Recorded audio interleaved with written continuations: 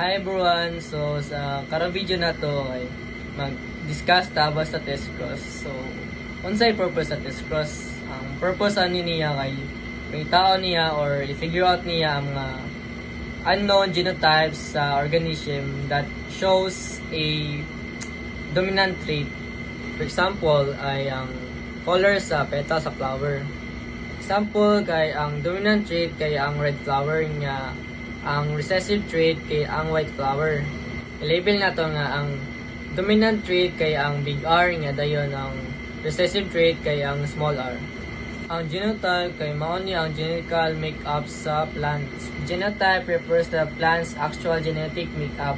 Sa plant kay naitulo ka possible gene combination. We have capital R, capital R, capital R, small r, and small r.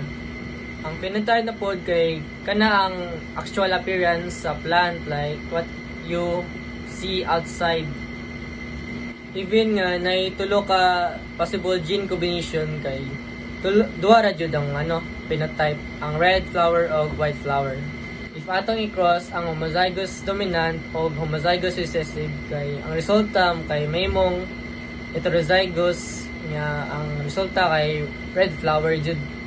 Another hand, kung atong i-cross ang duha ka parent, like the one parent kay heterozygous, like the big R, small r, and the other one is homozygous recessive, we will have 50-50%, or the offspring will have 50% wild flower and 50% red flower.